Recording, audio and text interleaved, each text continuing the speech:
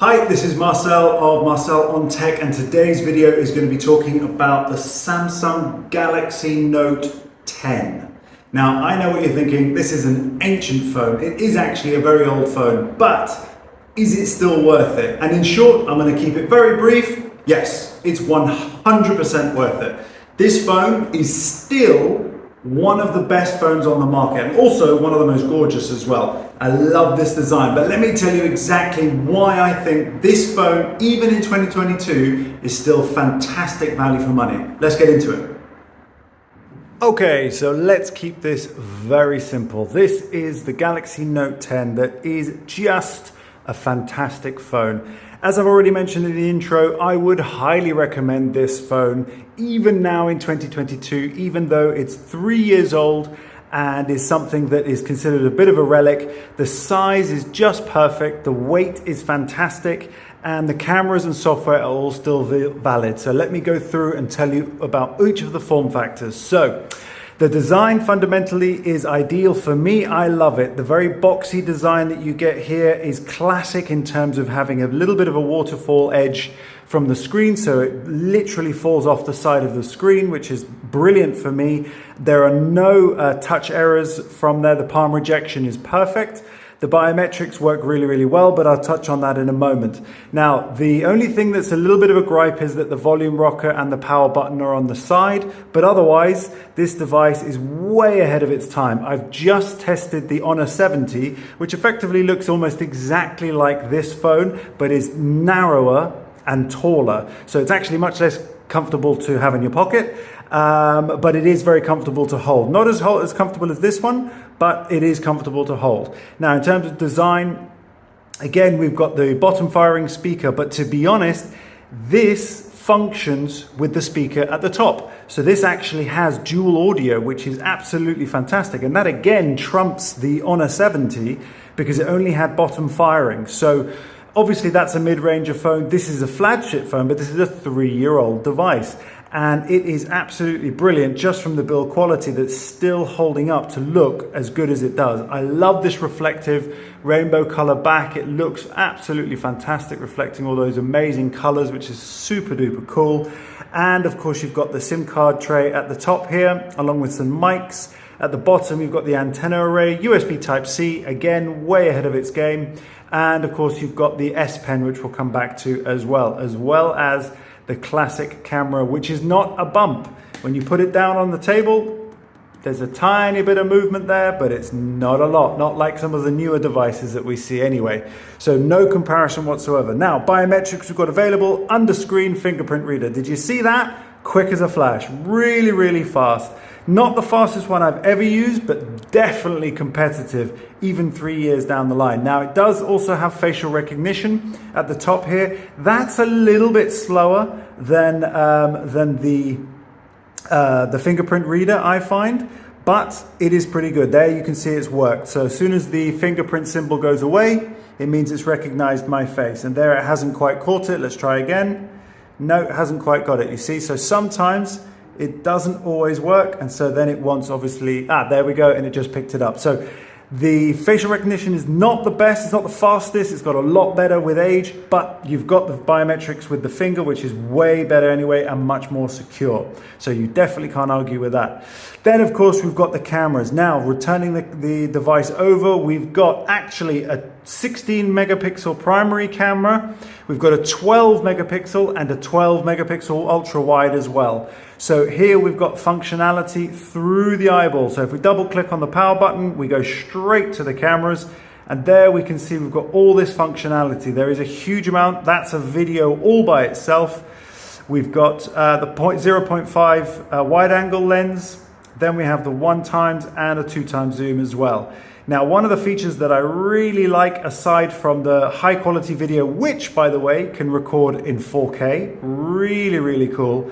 That is something that even some devices, mid-rangers, can't do yet. 4K quality is absolutely brilliant. It also has ultra stability. Portrait mode is a really clever software trick whereby, just like portrait photos, you can have the same effect working in video as well. So it's in real time editing the background. It's very, very clever. So I absolutely love that feature. So there's lots going on. But the night shot it's okay. It's not the best. Definitely the S22 Ultra, for example, is absolutely ridiculous in that regard. But this device is just about there, but the lenses were not quite as good as they are now. Now moving on, we've got the S Pen. This is still the most unique feature on any major device because you just don't find this in other ones. And if you want to find out what the S Pen can do, there are 101 videos. If you'd like a video from me, put a comment below if you'd like to learn more about the S Pen because the functionality is massive. But just a case in point, one of the things I like to highlight is Pen Up, which is a really nice piece of software where you can see what other people have done just by using their S Pens on the devices that are compatible with them. And they really are incredible. If you look at some of the artistry that some people have been able to do, it is mind-blowing. It really, really is. But that's just the tip of the iceberg as to what you can do. You've got the action button. You can control the camera with the button as well because this is Bluetooth enabled. You've got Bixby Vision, which is a very powerful tool as well. And then Smart Select, which is really handy because there are times when you want to select a certain part of a website or your wallpaper, and you can download that and then save it for later on. And really, really handy, and you can also extract all text from that as well. So fantastic. And the fact that it lives inside the phone in a silo and it still has a 3300 milliamp battery is just brilliant. Now, the screen quality speaks for itself. It really, really does. I've got a screen protector on here. I put one on here recently because I just wanted to make sure that I was protecting my screen as much as possible. Despite the fact that it didn't need it, I don't have any scratches. I don't have any damage on my screen. I just wanted to add an extra layer just in case. And the screen resolution has been absolutely fantastic. It's an AMOLED, Super AMOLED screen, so it's very high definition and is absolutely brilliant and very, very bright. It's certainly not one of the brightest, but we can turn it up to the max bright there. I believe the max bright is 1400 nits, maybe 1500, which is excellent for a device this old and obviously this small as well. So very, very funky. Now, the best thing about this is that despite it being a 3-year-old device, it has got One UI, and it's got One UI 4.5, but it will not get any more software updates. So it will not get more software updates from Samsung, but it will get security updates for the next 2 years. So it's still legit worth buying because you can actually still get the software updates for security. So I've got the security updates. That was the last one that's come in, and that was for August. So we've only just gone past it. September hasn't come out, but that is exactly what you get. So I won't get any more of the Android updates, but I will get the security updates, which is very, very cool. So if we're looking at that, we've got, Android 4.1, One UI 4.1, Android 12 as well. So that is well worth maintaining. It doesn't really matter if you don't get Android 13, not a huge upgrade anyway. So the software is absolutely worth doing, and you really would struggle to beat the usability of Samsung right now. It has got better and better. In the last 3 years, it has evolved into a system that is, in my opinion, one of the best in combination, probably the best Android system that is available other than vanilla Android, and of course, on the other side of the scale, Apple. So it really, really is absolutely fantastic. And then finally, one of the things I still enjoy is that I can actually get covers for it. So this cover is literally an official OEM cover from Samsung. Really, really nice silicone back, super grippy, fits perfectly, of course, and is really, really nice to hold, makes it much easier to hold, much more grippy, protects everywhere. Doesn't quite protect the screen as much if it were to fall face down, but definitely covers the sides. And I have another two protectors as well.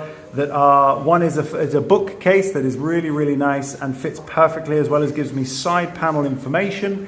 And the other one is a light up LED back as well, which is very, very cool. A little bit gimmicky again, but lots of fun. And they're still available on markets such as Amazon, and they're not expensive. No longer are they 50, 60 euros like they used to be. Now they're just 10 to 15 euros, and they're absolutely brilliant. So this phone for me has been my daily driver for the last 2 years, and it will continue to be my daily driver until something better comes out. And I would consider upgrading to the Note 10 Plus, but just because of the larger form factor for me doesn't make it essential. This is the perfect size, weight, and function for a smartphone, even in 2022. So I hope you enjoyed that video. I really hope you consider getting hold of a Note 10 for yourself. If you do, put a comment below. Let me know what your thoughts are. And if you've got one for yourself, I'd love to know what your thoughts are, what your favorite features are as well. Otherwise, until next time, peace.